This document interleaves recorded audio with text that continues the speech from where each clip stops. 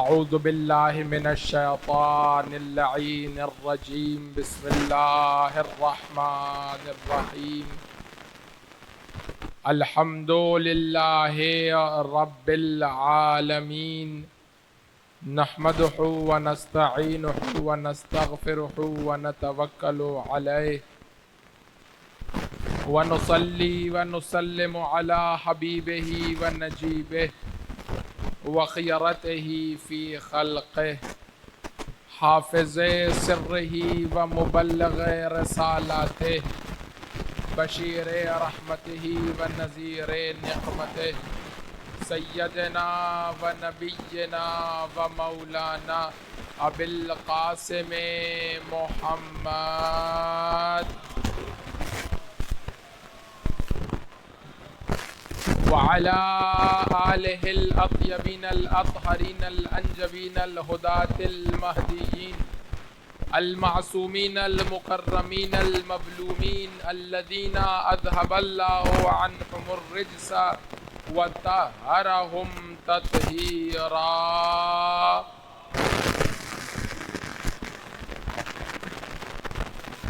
بهم نتولى ومن أعدائهم نتبرأ إلى الله أما بعد فقد قال الله تبارك وتعالى عز اسمه أعوذ بالله من الشيطان الرجيم بسم الله الرحمن الرحيم ومن يتق الله يجعل له مخرجا ويرزقه من حيث لا يحتسب ومن يتوكل على الله فهو حسبه ان الله بالغ امره قد جعل الله لكل شيء قدرا صلوات پڑھیے محمد و آل محمد پر۔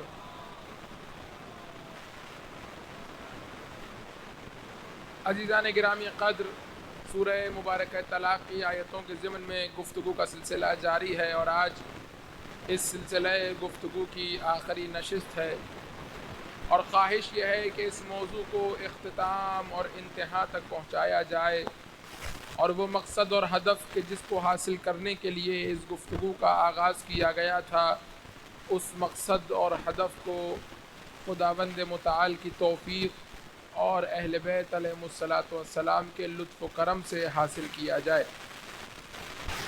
پروردگار متعال ارشاد فرما رہا ہے وَمَن يَتَّقِ اللَّهَ، جو تقوی الہی اختیار کرے گا،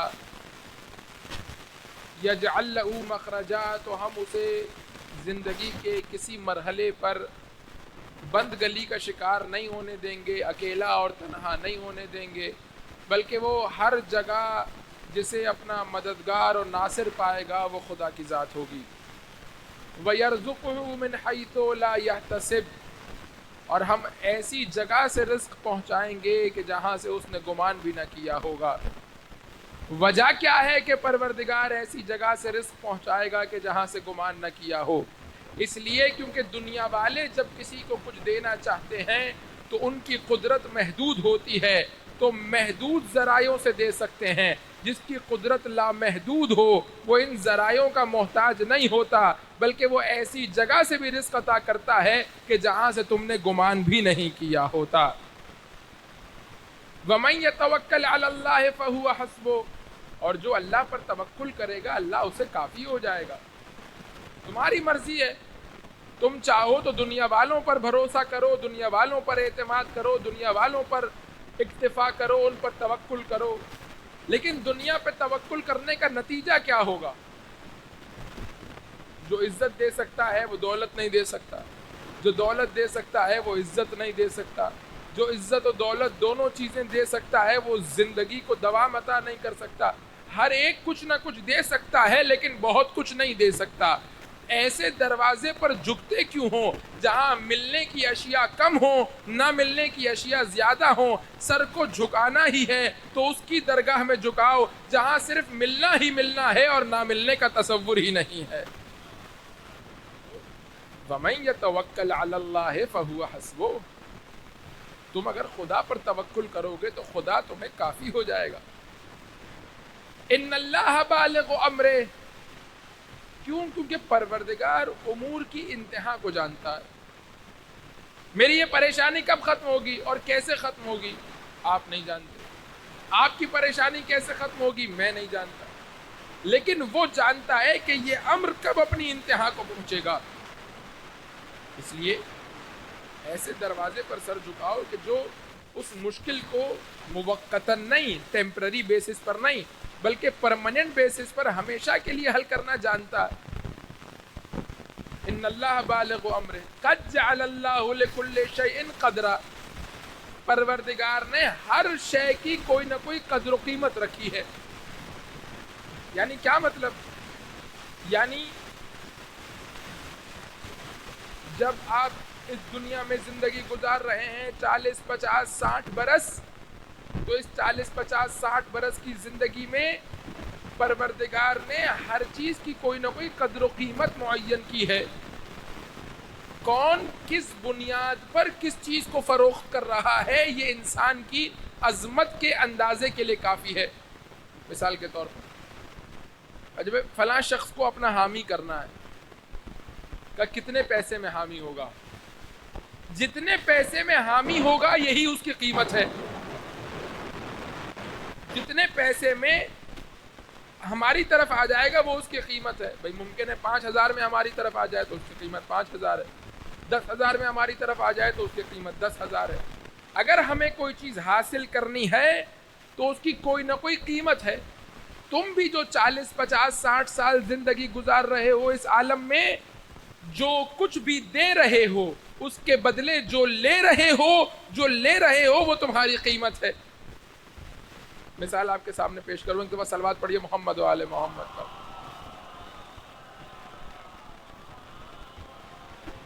ایک شخص آیا امام کی خدمت میں اور آ کر کے کہنے لگا مولا میں فقیر ہوں،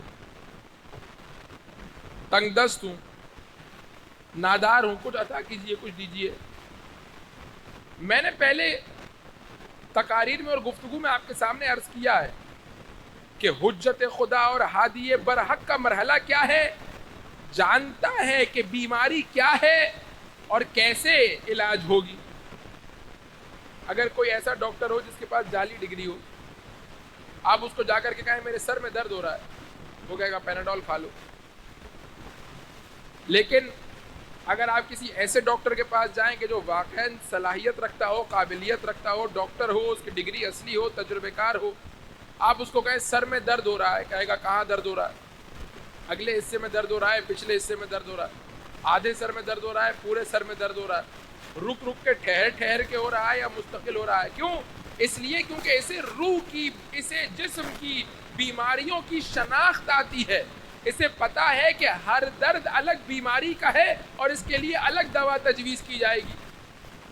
بالکل اسی طرح عزیزان گرامی قدر جب روح کی طبابت کا مرحلہ آتا ہے تو اگر آپ مجھ جیسے کسی شخص سے آ کر کے پوچھیں گے کہ جس کا علم ناقص ہے تو میں سب کو ایک ہی شے تجویز کروں گا، لیکن اگر آپ امام برحق کے پاس، ہادی برحق کے پاس جائیں گے، اس کے پاس جائیں گے کہ جسے پروردگار نے اپنی جانب سے منسوس کیا ہے، جسے پروردگار نے بطور امام اور بطور ہادی منتخب کیا ہے، تو اب وہ آپ کی گفتگو کی بنیاد پر، آپ کے ظاہر کی بنیاد پر دوا تجویز نہیں کرے گا، بلکہ وہ آپ کی روح کا مشاہدہ کر کے آپ کی روح کی بیماری کو پہچانے گا بھی اور اس کے لیے دوا بھی تجویز کرے گا۔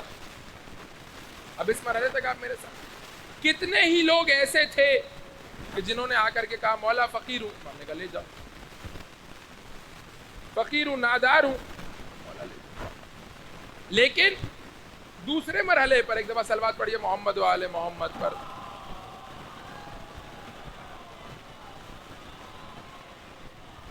ویسا میں تمہار آئے نا امیر المومنین کے پاس اور آ کر کے کہا مولا کچھ دیجئے، دیکھیے مقام دیکھیے۔ امام نے کہا جاؤ وہ پتھر پڑا ہے اسے اٹھاؤ، جیسے ہی اٹھاؤ گے سونا بن جائے گا۔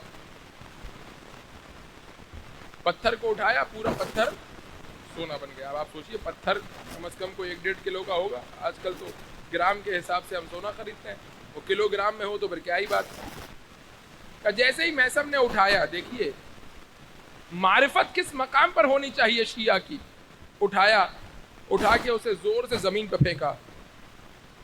جیسے ہی زمین پہ زور سے پھینکا تو ٹکڑے ٹکڑے ہو گیا۔ ایک اتنا سا ٹکڑا اٹھایا اور لے کے جانے لگے. مولا امیر نے کہا میثم سونا چھوڑ کے جا رہے ہو؟ کہا مولا آج کے لیے اتنا کافی ہے. کہا کل کیا ہوگا؟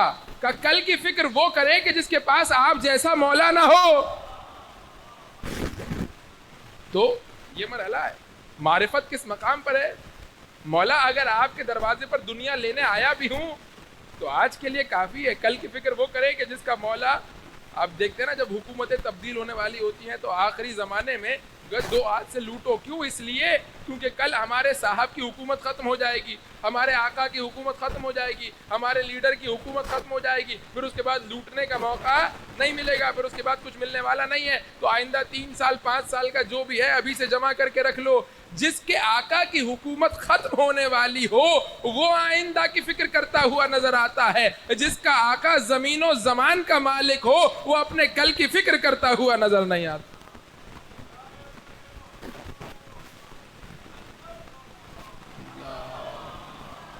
صلی علی محمد.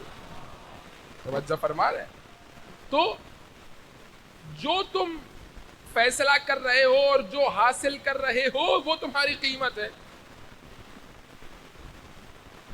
جس چیز پر تم بک جاتے ہو, جس چیز پر تمہارے پیر ڈگمگانے لگ جاتے ہیں وہ تمہاری قیمت ہے. آخری انتہا تمہاری یہ ہے. عرض کر رہا تھا کہ مولا کے پاس آیا اور آگے کہا کہ مولا میں فقیر ہوں. مولا نے کہا کہ اب دیکھیے میں جس تمہید کو آپ کے سامنے باندھنا چاہ رہا تھا وہ یہ تھی کہ کتنے ہی لوگ تھے کہ جو مولا کے پاس آئے اور آ کر کے کہا فقیر ہوں لے جا. لیکن روح کے طبیب کا کردار اور برتاؤ ہر ایک سے ایک جیسا نہیں ہوتا. کیوں؟ کیونکہ وہ جانتا ہے کب کیسے کس کی روح کی بیماری کا علاج کرنا ہے. تو کہنے لگا مولا فقیر ہوں. مولا نے کہا دیکھ ہم عطا کریں گے لیکن ایک سوال کا جواب دے. اگر تجھ سے یہ کہا جائے کہ تو ہماری محبت سے ایک لمحے کے لیے قدم پیچھے ہٹا لے تو کیا تو ہٹائے گا؟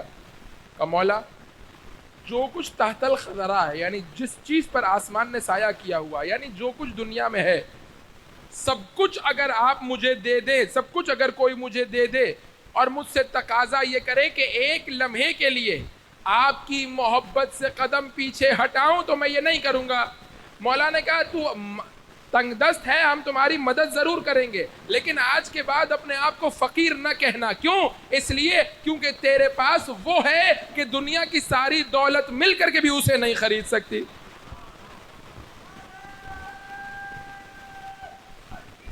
اللہ یا رسول اللہ یا علی حیدر یا علی. اب آپ دیکھیے عزیزان گرامی قدر, بس جب میں اپنی زندگی کے اندر فیصلے کر رہا ہوں تمہاری قیمت کیا ہے. اسی لیے امیر المومنین نے کیا کہا, لیس لانفسکم ثمن الا الجنہ. عجیب جملہ ہے مولا کا, تمہارے نفس کی کم سے کم قیمت جنت ہے. زیادہ سے زیادہ کی بات نہیں ہو رہی, کم سے کم کی بات ہو رہی ہے. لیس لانفسکم ثمنا الا الجنہ. اس سے کم میں اگر بیچو گے تو گویا تم نے کچھ لیا ہی نہیں. کم سے کم قیمت کیا ہے؟ جنت. یعنی اگر اپنے آپ کو فروخت کرنا چاہتے ہو, اپنے کسی عمل کو فروخت کرنا چاہتے ہو تو کس قیمت پر کرو گے؟ کم از کم جنت ہے. مولا کم سے کم قیمت جنت ہے. زیادہ سے زیادہ قیمت کیا ہے؟ کہ زیادہ سے زیادہ قیمت وہ ہے جس پر علی نے اپنے نفس کو فروخت کیا ہے, اور وہ یہ ہے کہ اپنا نفس دے دیا اور خدا کی مرضی کو لے لیا. تو کم سے کم قیمت کیا ہے؟ جنت. اگر تم اپنی زندگی میں کسی بھی مرحلے پر, کسی بھی مقام پر کوئی ڈیسیژن لے رہے ہو اور اس کے نتیجے میں جنت سے کم کچھ لے کر کے احساس کر رہے ہو کہ تمہیں کچھ مل گیا, اس کا مطلب یہ کہ کہیں نہ کہیں کوئی گڑبڑ ہے. اب یہ ایک اسٹینڈرڈ ہے, قانون ہے, ہر جگہ پر اپلائی ہوتا چلا جائے گا. کم سے کم کیا لو اپنے فیصلے کے نتیجے میں؟ جنت. نتیجہ کیا ہوگا؟ تمہارے سارے کام خدائی ہوتے چلے جائیں گے, کیونکہ جب ہر کام کو انجام دینے کے لیے جنت کو مقصد قرار دو گے تو اب یہ کام خدائی ہو جائے گا, عبادت قرار پاتا چلا جائے گا. کہا کہ ان اللہ بالغ امرہ قد جعل اللہ لکل شیء قدرا، یعنی پروردگار نے ہر چیز کی کوئی نہ کوئی قدر و قیمت معین کی ہے۔ اے حضرت انسان تیری قیمت کیا ہے؟ تیری قیمت یہ ہے کہ جو کچھ ہم نے زمین و آسمان میں خلق کیا ہے وہ تیرے لیے خلق کیا ہے اور تجھے اپنے لیے خلق کیا ہے۔ جو کچھ ہے، یہ چرند پرند، یہ مشروبات، یہ معقولات، یہ کھانے پینے کی چیزیں، سب کچھ تیرے لیے بنایا ہے اور تجھے اپنے لیے بنایا۔ اب اگر تو ہمارا ہونے کے بجائے، مثال دوں آپ کی، بات میری بہت آسانی سے آپ کو، شادی ہوئی کسی کی، اب جب دلہن گھر میں آئی تو بہت سی نئی چیزیں جہیز کے ساتھ لے کر کے آئیں۔ اب یہ جو کچھ بھی دلہن لے کے آئی ہے یہ گھر والوں کے لیے ہے، لیکن اگر کوئی شوہر دلہن سے زیادہ ان چیزوں سے محبت کرنے لگ جائے، اب یہ سب چیزیں تمہارے لیے ہے لیکن تم دلہن کے لیے، سب چیزیں تمہارے لیے ہے لیکن تم دلہن کے لیے ہو، یعنی یہ جو کچھ بھی آ رہا ہے تم نے اس سے استفادہ ضرور کرنا ہے، لیکن تمہاری محبت کا تعلق ان چیزوں کے ساتھ نہیں ہونا چاہیے، بلکہ تمہاری محبت کا تعلق کس کے ساتھ ہونا چاہیے؟ تمہاری محبت کا تعلق اس کے ساتھ ہونا چاہیے کہ جو تمہارے نفس کا خریدار ہے اور بدلے میں کم از کم تمہیں جنت دے رہا۔ اب کل گفتگو اس مقام پر آ کر کے ٹھہر گئی تھی، اسی گفتگو کو مکمل کر کے میں اپنے خمسہ مجالس کے عنوان کو ختم کر دوں۔ دنیا میں آپ جہاں بھی چلے جائیے، کسی بھی عمل کے وجود میں آنے کے لیے 3 مرحلوں سے گزرنا پڑے گا۔ کل عرض کیا تھا، معرفت، احساس اور عمل۔ عمل اس وقت تک وجود میں نہیں آ سکتا جب تک ابتدا کے یہ 2 اسٹیپس مکمل نہ ہوں۔ معرفت ہوگی تو عمل ہوگا۔ اسی لیے آپ نے وہ واقعہ سنا ہے کہ بچے ہیرے سے کھیل رہے تھے، کوئی گزرا، اس نے دیکھا کہ بچے ہیرے سے کھیل رہے ہیں، کہا بچوں یہ لو میں دوسرا تمہیں چمکیلا پتھر دیتا ہوں، ہیرا مجھے دے دو۔ وجہ کیا ہے؟ وجہ یہ ہے کہ نہیں جانتے کہ اس کی قدر و قیمت کیا ہے۔ تو جب تک عقل کسی چیز کی معرفت کو حاصل نہیں کرے گی، اس کی قدر و قیمت، اس کی اہمیت کو قبول نہیں کرے گی، اس وقت تک عمل وجود میں نہیں آئے گا۔ ایک دوسرا، احساس۔ جب تک یہ معرفت احساس میں تبدیل نہیں ہوگی، اس وقت تک عمل وجود میں نہیں آئے گا۔ یعنی کیا مطلب؟ یعنی دیکھیے، میں مثال دوں آپ کی خدمت میں، معرفت اس پانی کی ٹنکی کی طرح سے ہے کہ جو چھت پر لگی ہوئی ہے۔ صرف چھت پہ پانی بھر لینے سے نل میں پانی نہیں آ جاتا، بلکہ اس معرفت سے لے کر اور اس عمل کے درمیان ایک رابطے اور کنیکشن کی ضرورت ہوتی ہے کہ جو اس معرفت کو سریان اور جریان عطا کرے تاکہ یہ معرفت بہتی ہوئی آئے اور عمل میں تبدیل ہو جائے۔ اس رابطے کو احساس کہا جاتا ہے۔ اسی لیے آپ دیکھیے کہ اہل بیت علیہم الصلوۃ والسلام نے جہاں معرفت پر زور دیا ہے، وہیں زور دیا ہے کہ تمہارے احساس بھی ہمارے لیے ہونے چاہیے۔ اب یہ میرا موضوع گفتگو نہیں ہے، لیکن کتنی کثرت کے ساتھ روایتوں میں آیا یفرحون لفرحنا ویحزنون لحزننا۔ ایسا نہ ہو کہ معرفت کے مرحلے پر ہمیں امام مانو لیکن تمہاری خوشی اور غم کا احساس کسی اور سے متعلق ہو۔ نہیں، معرفت جب ہماری ہے تو اب خوشی اور غم بھی ہمارے مطابق ہونا چاہیے ہے۔ تو معرفت کا مرحلہ، دوسرا احساس کا مرحلہ، تیسرا عمل کا مرحلہ۔ ان 3 مراحل سے پہلے ایک اور مرحلے کا اضافہ کر لیجیے۔ اگر دین کی بات ہو رہی ہے، اگر دنیا کی بات ہو رہی ہے تو 3 مرحلے کافی ہیں۔ بیمار ہو گئے، ڈاکٹر کے پاس جانا ہے، سب سے پہلے عقل اس بات کو قبول کرے گی کہ جانا چاہیے۔ عقل احساس میں تبدیل ہوگی، معرفت احساس میں تبدیل ہوگی۔ جیسے ہی احساس میں تبدیل ہوگی فوری طور پر عمل وجود میں آئے گا، پیر حرکت کریں گے، جائیں گے، گاڑی اسٹارٹ کرو گے، چلے جاؤ گے اس دواخانے۔ لیکن اگر دین کا مرحلہ ہے تو ان 3 مرحلوں سے پہلے ایک مرحلہ اضافہ ہو جائے گا، اور وہ کیا ہے؟ تزکیہ۔ تزکیے کے بغیر نہ معرفت کے مرحلے تک پہنچ سکتے ہو، نہ احساس کے مرحلے تک پہنچ سکتے ہو، نہ عمل کے مرحلے تک پہنچ سکتے ہو۔ پہلا مرحلہ کیا ہے؟ تزکیہ، پاک و پاکیزہ کرو اپنے آپ۔ میں نے آپ کے سامنے عرض کیا تھا کہ سورہ مبارکہ جمعہ میں پروردگار کہہ رہا ہے کہ یعلمہم الکتاب والحکمہ، یعنی معرفت معرفت کا مرحلہ بعد میں ہے، یزکیہم پہلے ہے. پہلے تزکیہ کرو، اس کے بعد یعلمہم الکتاب والحکمہ، ان کو معرفت دو. سید الشہداء علیہ الصلوۃ والسلام، اللہم صل علی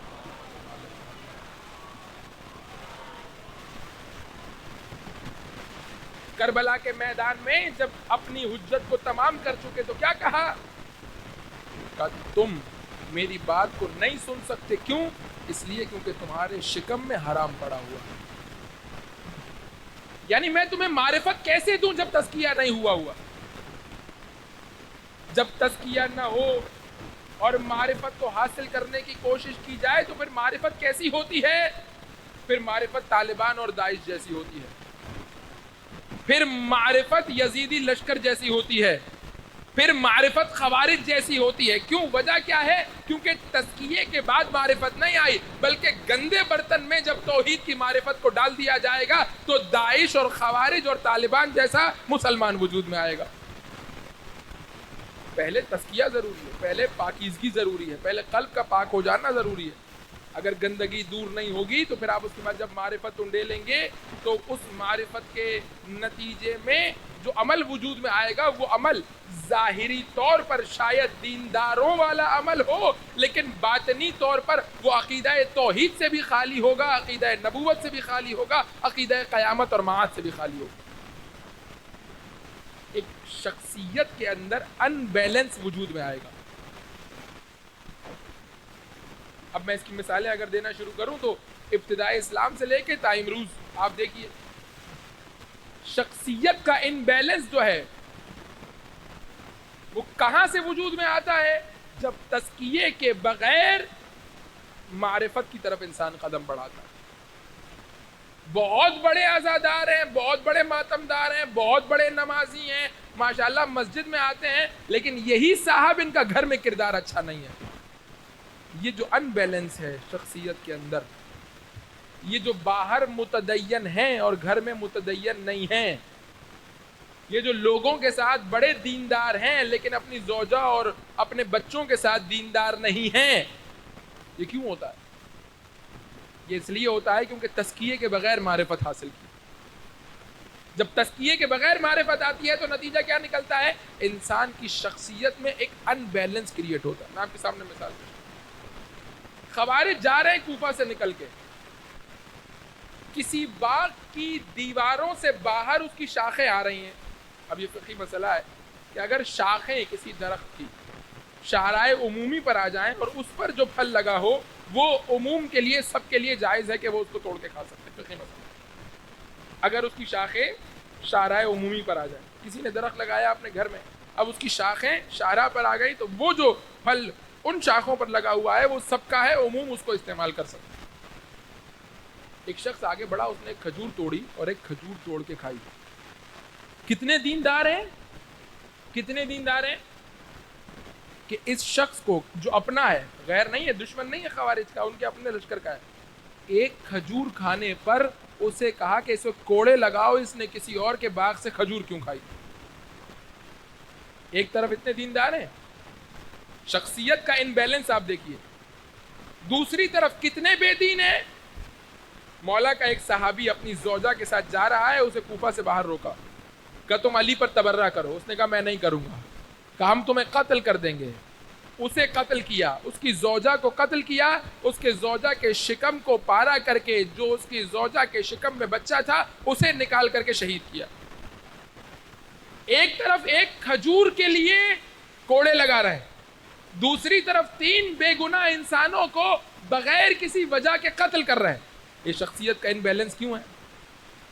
اگر دیندار ہیں تو یہاں دیندار کیوں نہیں ہے، اور اگر بے دین ہے تو وہاں بے دین کیوں نہیں ہے؟ یہ شخصیت کا ان بیلنس اس لیے ہے کیونکہ تزکیے کے بغیر معرفت کے مرحلے تک پہنچے ہیں.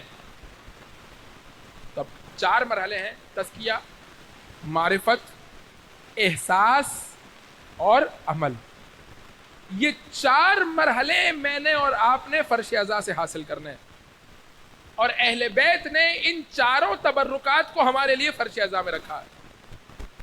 اب گفتگو خلاصہ ہو رہی ہے، نتیجے تک پہنچ رہی، توجہ فرمائیے گا. پہلا احساس. احساس کا مرحلہ کیا ہے؟ سب سے پہلے تزکیہ. تزکیے کا مرحلہ کیا ہے؟ تزکیے کا مرحلہ یہ ہے کہ جب بھی نام حسین ابن علی سنو تمہاری آنکھ میں آنسو آئے، وہ آنسو حتی یسیرا دموعہ علی خدیہ، یہاں تک کہ وہ آنسو تمہارے رخساروں پر بہے. ایک روایت میں مولا نے کہا کہ نہیں، آنسو رخساروں پر نہیں آ رہا، اغروقتت عیناہو. کامل الزیارات میں روایت ہے اغروقتت عیناہو. کیا مطلب ہے اس کا؟ آپ دیکھیں آنکھیں بھر آتی ہیں، صرف اتنا پانی آتا ہے، باہر نہیں آتا، آنکھیں بھر آتی ہیں کہ اتنا پانی آ جائے، یا تمہاری آنکھ سے آنسو نکلے اور وہ تمہارے رخساروں پر جاری ہو جائے. یہ تمہارے تزکیے کا باعث ہے، یہ تمہاری طہارت کا باعث ہے، یہ تمہاری پاکیزگی کا باعث ہے، یہ تمہارے قلب سے پرانی کثافتوں اور نجاستوں کو پاک کرنے کا باعث ہے. ابتدا کہاں سے کرو؟ آنسو کے ذریعے سے، رونے کے ذریعے سے.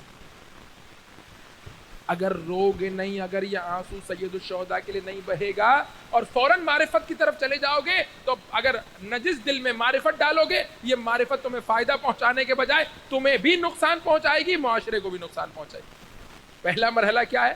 کیوں اتنی اہمیت دی اہل بیت نے؟ راوی کہتا ہے میں مولا کے پاس آیا، مولا نے کہا انشدنی، مجھے مرثیہ سناؤ. اس نے کہا میں نے مولا کے سامنے مرثیہ سنانا شروع کیا، لیکن چونکہ مولا بیٹھے ہوئے تھے تو میں ایک الگ انداز سے مرثیہ سنا رہا تھا، جیسے میں عام طور پر پڑھتا تھا لوگوں کے درمیان رقت کے ساتھ، اس طرح سے نہیں پڑھ رہا تھا. امام نے کہا انشدنی کما تنشدون، اس طرح سناؤ جیسے تم لوگ آپس میں بیٹھ کر کے پڑھتے ہو. اور اس کے بعد کہا کہ اپنے غلام کو حکم دیا کہ پردہ لگاؤ اور گھر کی مستورات کو کہو کہ یہاں پر آ کر کے بیٹھیں اور مرثیہ سنیں. یہ کیا ہے جو سید سجاد مدینہ کے بازاروں میں کر رہے ہیں؟ سید سجاد کا کیا ایک لقب سید الصابرین نہیں ہے؟ یقیناً ہے. اگر لقب سید الصابرین ہے تو کیوں بار بار جا کے وہ قصائی سے کہہ رہے ہیں کہ اے قصائی تو نے اس کو پانی پلایا ہے یا نہیں پلایا، اور تو نے اس کو ذبح کرنے سے پہلے اسے دوسرے جانوروں سے دور لے کے گیا تھا یا نہیں لے کے گیا تھا، تو نے اسے تیز چھری سے ذبح کیا تھا یا نہیں؟ کیوں؟ وجہ کیا ہے؟ کیا کر رہے ہیں مولا مدینے کے بازار میں؟ اگر تمہارے گھر پہ شادی ہے، مولا کے پاس آیا، مولا ہمارے گھر پہ شادی ہے، ہم چاہتے ہیں آپ آئیں. کہ ہم نے کربلا کے بعد شادی میں جانا چھوڑ دیا ہے، مولا آپ کو بلانا چاہتا ہوں، کیسے آئیں گے؟ کہ مجلس رکھو ہم آئیں گے. عجیب ہے روایات.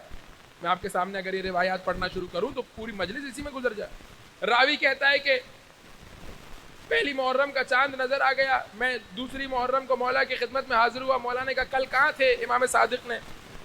میں نے کہا آقا ایک کام میں مصروف ہو گیا تھا اس لیے نہیں آ سکا. گویا بتانا نہیں چاہتا تھا. مولا نے کہا ہم سے مت چھپاؤ، بتاؤ کہاں تھے؟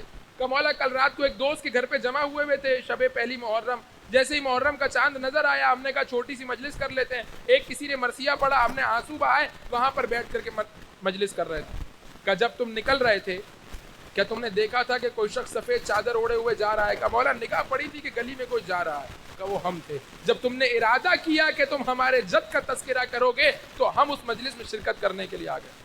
کہ مولا اگر آپ آ گئے تھے تو صدر محفل میں آ کر کے کیوں نہیں بیٹھے، آگے ممبر کے پاس آ کر کے کیوں نہیں بیٹھے؟ کہ جب میں داخل ہوا تو میں نے دیکھا کہ صدر محفل پر میری ماں فاطمہ زہرا بیٹھی ہوئی ہے. میں کیسے وہاں آ کے بیٹھ جاؤں جہاں میری دادی بیٹھی؟ یہ کیا ہو رہا ہے؟ یہ اہتمام کیوں ہے؟ اس لیے کیونکہ یہ کسی عام مظلوم کا تذکرہ نہیں ہے، بلکہ یہ سید المظلومین کا تذکرہ ہے جو قلب کی پاکیزگی اور طہارت کا باعث بنتا ہے. اسی لیے کیا کہا گیا؟ مسجد کافروں کے لیے ممنوع ہے، یہودیوں کے لیے ممنوع ہے. مسجد کافروں کے لیے ممنوع ہے کہ وہ وہاں پر نہیں آ سکتے، جو مشرک ہیں وہاں پر نہیں. لیکن کہا گیا امام بارگاہ کا دروازہ سب کے لیے. کیوں؟ کیونکہ یہیں سے پاکیزگی ملنی. یہ آنسو سبب پاکیزگی ہے، تزکیہ ہے، پہلا مرحلہ ہے. تزکیے کے بعد دوسرا مرحلہ کیا ہے؟ معرفت. یہ معرفت کہاں سے ملے گی؟ یہ بھی کربلا سے ملے گی. کیسی معرفت؟ کہ ایک کھڑا ہو کے کہہ رہا ہے کہ آقا اگر آپ پر جان قربان نہیں کی اور زندہ رہ گئے تو کیا پھر اس زندگی کو زندگی کہا جا سکتا ہے جو حسین کے بغیر ہو؟ دوسرا کھڑا ہو کے کہہ رہا ہے آقا 70 دفعہ خدا زندگی دے، 70 دفعہ موت آئے، 70 دفعہ بدن کو جلایا جائے، 70 دفعہ ہماری راکھ کو ہوا میں اڑا دیا جائے، 71ویں دفعہ خدا اگر زندگی دے دوبارہ آپ پر اپنی جان کو قربان کریں۔ معرفت۔ تیسرا کھڑے ہو کر کے کہہ رہا ہے یا فرزند رسول اگر آپ کو تنہا چھوڑ دیں گے قیامت کے دن آپ کے نانا کو کیا منہ دکھائیں؟ کہا بریر ہنس رہے ہیں شب عاشور۔ کسی نے کہا بریر یہ ہنسنے کی رات ہے؟ کہا کہ میں اس لیے ہنس رہا ہوں کیونکہ میں جنت کو دیکھ رہا ہوں کہ کل صبح جنت میں قدم رکھنے والا ہوں۔ کیا آنکھوں سے پردے ہٹائیں حسین ابن علی نے کہ ایک ایک جنت کو دیکھ رہا ہے، مشاہدہ کر رہا ہے۔ ایک شخص امام کی خدمت میں آیا، بات اس مرحلے تک آ گئی تو سن لیجیے۔ ایک شخص امام کی خدمت میں آیا، کہا مولا یہ بتائیے کہ کسی مقام پر ہم نے نہیں پڑھا کہ کسی شہید کو تلوار لگ رہی ہو، نیزہ لگ رہا ہو اور اس کی چیخیں بلند ہو رہی ہو، وہ اس کے درد کو محسوس کر رہا ہو، کیا وجہ تھی؟ امام نے کہا تم نے قرآن نہیں پڑھا؟ تو مولا کون سی آیت کی طرف اشارہ کرنا چاہتا؟ کہا جب زلیخا نے ان تمام تر خواتین کو جمع کیا اور جمع کرنے کے بعد کہا کہ ان کے ہاتھ میں پھل دے دیا اور کہا کہ حضرت یوسف سے کہ اب آپ آ جائیں اس کمرے میں کہ جہاں پر ساری خواتین بیٹھی تھی، قرآن مجید کہتا ہے قطعہن ایدیہن، انہوں نے اپنے ہاتھوں کو کاٹ لیا اور کاٹتی چلی گئی اور جب تک خون کا احساس نہیں ہوا کہ خون بہ رہا ہے اس وقت تک تکلیف کا احساس نہیں ہوا۔ امام نے سوال کیا بتا وجہ کیا تھی؟ کہ وہ جمال یوسف میں اتنا محو ہو چکی تھی کہ تکلیف ہو رہی تھی تو احساس نہیں ہو رہا تھا۔ مولا نے کہا جو یوسف کے ظاہری جمال میں محو ہو جائے جب اس کو چھری کی تکلیف نہیں ہوتی تو جو حسین کے باطنی جمال میں محو ہو جائے کیسے ممکن ہے کہ اسے تلواروں کی تکلیف محسوس ہو؟ معرفت۔ تزکیہ کہاں سے ملے گا؟ کربلا سے۔ معرفت کہاں سے ملے گی؟ کربلا سے۔ احساس کہاں سے ملے گا؟ کربلا سے۔ اور کون سا احساس؟ حیوانی احساس نہیں، انسانی احساس۔ فرق کیا ہے حیوانی احساس اور انسانی احساس؟ بچے سے محبت کرنا حیوانی احساس ہے، گرچہ انسان میں بھی ہے لیکن مشترک خصوصیت ہے حیوان اور انسان کی۔ اسی لیے آپ دیکھیے کہ اگر آپ کسی حیوان کے بچے کو بھی مارنے کے لیے آگے بڑھیں تو وہ جو کر سکتا ہے وہ کرے گا، لیکن یہی احساس انسانی کب ہوگا؟ جب بچے کی محبت پر امام کی محبت غالب ہو جائے تو یہ احساس انسانی احساس اور کمال کا احساس ہو جائے گا، اپنے منازل کمال کو طے کر لے گا۔ سید الشہداء شب عاشور خیموں کے گشت پر ہیں، ہر خیمے کے پاس سے گزرتے ہیں، دیکھتے ہیں کہ ماں نے بچے کو بٹھایا ہوا ہے اور یہ نہیں کہہ رہی کہ کل جان بچانا بلکہ کہہ رہی کہ کل سب سے پہلے تیرا لاش آنا چاہیے۔ ایک دفعہ ہاتھوں کو اٹھا کر کے کہا پروردگار یہ کیسی ماں ہے؟ ماں اپنی گودیوں کی حفاظت کرتی ہے، اپنی گودی کی سلامت رہنے کی، اپنے کوکھ کی سلامت رہنے کی دعا کرتی ہے، یہ اپنی کوکھ کو کیوں اجاڑنا چاہتی ہے؟ اس لیے کیونکہ یہ احساس حسینی احساس ہے جس میں بچے سے محبت ہے لیکن بچے سے زیادہ امام وقت سے محبت ہے۔ اسی احساس کو عزادار کو اپنے قلب میں، اپنے وجود میں ایجاد کرنا ہے جس کے لیے کہا گیا کہ بار بار کہو بے ابی انتا و امی و نفسی و اہلی و مالی و اسرتی لک یا ابا عبداللہ، مولا میں، میرے ماں باپ، میرے بچے، میرے گھر والے سب آپ پر قربان۔ اپنے احساس کو اس مقام تک لے کر کے آؤ کہ اپنی چیزوں سے محبت کرو۔ فطری تقاضا ہے کہ انسان اپنے ماں باپ سے محبت کرے، اپنے بچوں سے محبت کرے، لیکن اس محبت پر امام وقت کی محبت غالب آ جائے۔ احساس کربلا سے، اور عمل کہاں سے ملے گا؟ عمل بھی کربلا سے۔ آپ دیکھیے کہ ایک ایک شہید کس طرح سے حسین ابن علی کی راہ میں جان کو قربان کر رہا۔ یہ عمل کہاں سے ملے گا؟ کربلا سے۔ نصرت امام کا عمل کہاں سے ملے گا؟ کربلا سے ملے گا۔ مولا آپ نماز پڑھیے، ہم آپ کے آگے کھڑے ہو کر تیروں کو اپنے سینے پہ لیں گے۔ یہ عمل کہاں سے ملے گا؟ تزکیے میں ہمارا نمونہ عمل کربلا، معرفت میں ہمارا نمونہ عمل کربلا، احساس میں ہمارا نمونہ عمل کربلا، عمل کے مرحلے پر ہمارا نمونہ عمل کربلا۔ کربلا ایک مکتب کی صورت ہے۔ یعنی پورا دین کربلا میں سمویا ہوا ہے حسین ابن علی نے. ایک دریا ہے کہ جسے ایک کربلا میں کوزے میں بند کر دیا حسین ابن علی نے. 72 پاکیزہ نفوس کو لے کر کے آئے جن کا تزکیہ بھی امام وقت کے لیے تھا, جن کی معرفت بھی امام وقت کے لیے تھی, جن کا احساس بھی امام وقت کے لیے تھا, جن کا عمل بھی امام وقت کے لیے تھا. فرش اعضاء سے ہم نے کیا لینا؟ چاروں مرحلے. اور یہ چاروں مرحلے ایک دوسرے کے بعد ایجاد ہوں گے. تزکیے کا مرحلہ, اب آپ دیکھیے مجلس شروع ہو رہی ہے, مرثیہ ہو رہا ہے. یہ کیا ہے؟ تزکیے کا مرحلہ. مجلس میں خطیب قرآن اور روایات کی باتیں کر رہا ہے. یہ کیا ہے؟ معرفت کا مرحلہ ہے. اس معرفت کے نتیجے میں اب جو دوبارہ مصائب ہو رہے ہیں یہ احساس کا مرحلہ ہے. اور پھر اب جب فرش اعضاء سے جوتیاں پہن کے گھر جا رہے ہیں تو یہ عمل کا مرحلہ. یہ چاروں چیزیں کہاں سے ملیں گی؟ فرش اعضاء سے. بس کم نہ چاہیں, زیادہ چاہیں حسین ابن علی سے. کریم کے دروازے پر آ کر کم مانگنے والا اسے صحیح و سالم نہیں کہا جاتا. کون ہے صحیح و سالم؟ جو کریم کے دروازے پر آئے تو اپنی ضرورت کے مطابق لے کر کے جائے.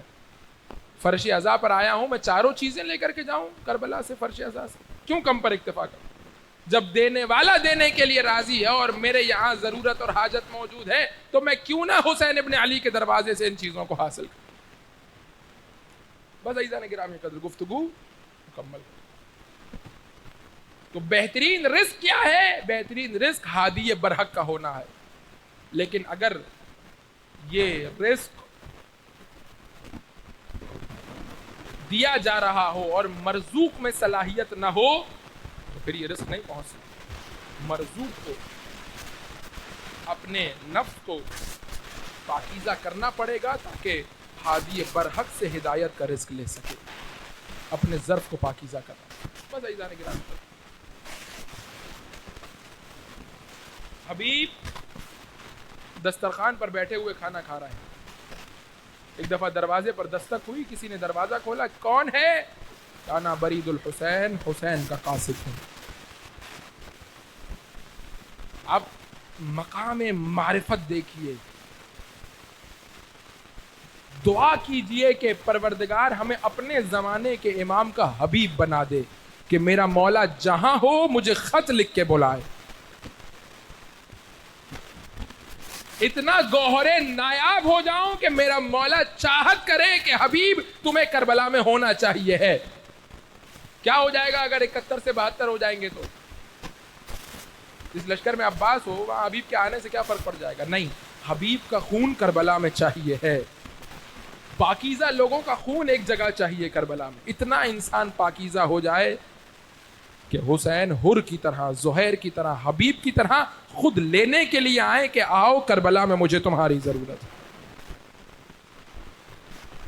ایک دفعہ تاریخ نے لکھا کہ گھر پہ ان کی کوئی دعوت تھی, سارے عزیز رشتہ دار قبیلے کے لوگ جمع تھے, تو سب کے سامنے بطور تقیہ کہا کہ میں نہیں جا رہا ہوں, میں گھر میں ہی ہوں, میرے بدن میں اب اتنی طاقت نہیں ہے, بوڑھا ہو گیا ہوں, میں نہیں جا سکتا. سب جب چلے گئے, زوجہ اور حبیب اکیلے رہ گئے. اب گویا زوجہ کے سامنے بھی تقیہ کرنا چاہتے تھے. زوجہ نے کہا کیا ارادہ ہے؟ کہا مجھے رہ رہ کے تمہاری فکر ہوتی ہے کہ اگر چلا گیا تو تم کیا کرو گی. ایک دفعہ زوجہ محبت اہل بیت سے سرشار تھی, اپنے مقام پر کھڑی ہوئی اور کہا حبیب میں مٹی پھاک کر زندگی گزار لوں گی, تم جاؤ فاطمہ کے لال کی مدد کرو. جب زوجہ کو پہچان لیا کہ زوجہ محبت اہل بیت سے سرشار ہے, کہ میں جاؤں گا, ضرور جاؤں گا, تجھے آزما رہا تھا, اپنے غلام کو بلایا اور کہا کہ جا یہ گھوڑا لے کے باہر فلاں مقام پر میرا انتظار کرنا, میں آ جاؤں. بازار سے گزرے, مسلم ابن اوسجہ سے ملاقات ہوئی. مسلم کیا ارادہ ہے, کیوں بازار آئے ہو؟ کہا ہنا خریدنے آیا ہوں, مہندی خریدنے آیا ہوں. کہ پتہ چلا کہ کیا ہوا؟ کہ نہیں. کہ کربلا کے میدان میں فرزند رسول اکیلا ہے, چاروں طرف سے اشقیاء نے گھیر لیا ہے. مسلم ابن اوسجہ نے مہندی کو دکان پہ رکھا اور کہا اب یہ داڑھی خون سے خضاب ہوگی, حبیب تم جاؤ, میں بھی پیچھے پیچھے آ رہا ہوں. کربلا مکتب ہے عزیزوں. دوستی ہو تو ایسی ہو کہ انسان مقتل میں امام وقت کی نصرت کے لیے جائے تو اپنے دوست کو ساتھ لے کر کے جائے. ایک دفعہ جیسے ہی کوفہ سے باہر پہنچے وہ مقام کے جہاں کا غلام کو کہا تھا، پہنچنے میں کچھ تاخیر ہو گئی۔ حبیب نے عجیب منظر دیکھا کہ جیسے ہی پہنچے گھوڑا زمین پر ٹاپے مار رہا ہے اور غلام اس کی پشت کو سہلا رہا ہے اور کہہ رہا ہے تو فکر نہ کر، اگر کچھ دیر اور حبیب نہ آئے تو میں تجھ پر سوار ہو کے فرزند رسول کی مدد کے لیے جاؤں گا۔ حبیب نے دور سے یہ منظر دیکھا، ایک دفعہ زمین پر بیٹھ گئے اور خاک اٹھا کے اپنے سر میں ڈالی اور کہا فرزند فاطمہ تو کتنا غریب ہو گیا کہ اب غلام بھی تیری مدد کے لیے آنا چاہتا۔ ایک دفعہ گھوڑے پر سوار ہوئے کربلا کے میدان میں پہنچے، دور سے گرد اٹھتی ہوئی نظر آئی، نعرہ تکبیر کی آوازیں بلند ہوئیں۔ اما فضہ ذرا معلوم تو کیجئے کیا ہو گیا، کیا حملہ ہو گیا؟ فضہ آئیں، دیکھا حبیب آئے ہیں، اے ثانی زہرا حبیب آئے ہیں، جاؤ حبیب کو ہمارا سلام کہہ دو۔ ایک دفعہ فضہ آئی، کہ حبیب زہ نصیب فاطمہ کی بیٹی نے سلام کہلوایا ہے۔ کہ ایک دفعہ زمین کربلا پر بیٹھے، کہ حسین کتنا غریب ہو گیا، اب سیدانیہ غلاموں کو سلام کہلوائیں۔ روز و شب گزرتے چلے گئے، بس میں حبیب کی شہادت نہیں پڑھنا چاہتا، ایک مرحلے سے آپ عبور کر لیجئے، مجلس کو ختم کر دوں گا، آپ ویسے ہی گریہ کر چکے ہیں، مجلس کا جو مقصد ہے وہ حاصل ہو چکا ہے۔ عزیزان گرامی قدر، ایک مرتبہ جب یہ قافلہ اسیر کر کے کوفہ لایا گیا، ملون کہتا ہے کہ ایک چھوٹا بچہ جس کی عمر 14 برس 13 برس 12 برس ہے، ابھی بلوغ تک نہیں پہنچا، میرے پیچھے پیچھے آ رہا ہے۔ میں دربار میں جا رہا ہوں، میرے ساتھ آ رہا ہے، میں دربار سے باہر آ رہا ہوں، میرے ساتھ آ رہا ہے، میں بازار میں جا رہا ہوں، میرے ساتھ آ رہا ہے۔ میں نے کہا کیا مسئلہ ہے، میرے پیچھے پیچھے کیوں آ رہا ہے؟ کہ ایک دفعہ مظلومیت سے کہنے لگا یہ جس کا سر تو نے نو کے نیزہ پہ اٹھایا ہے نا، یہ میرے بابا کا سر ہے۔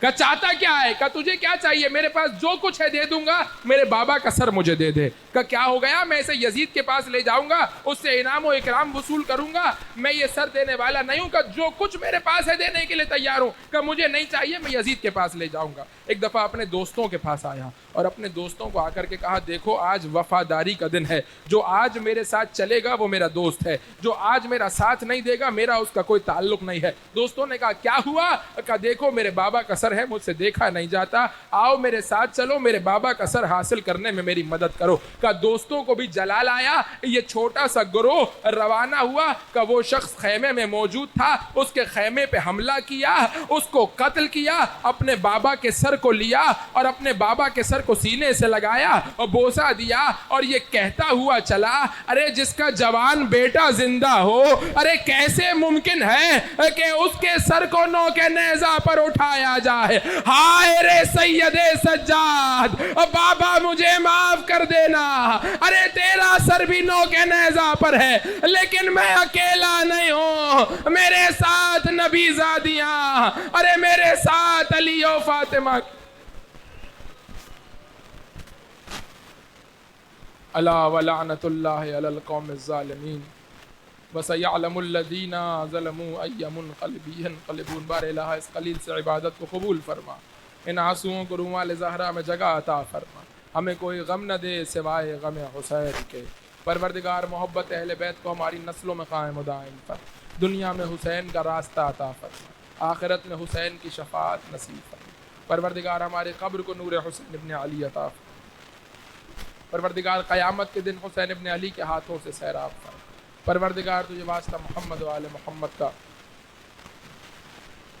دنیا میں جہاں جہاں مظلومین مستضعفین ہیں ان سب کی مدد و نصرت فرما، ظالمین مستکبرین کو نیست و نابود فرما، جن کے ہاتھوں میں پرچم حسین ہے پروردگار ان کو فتح و نصرت عطا فرما۔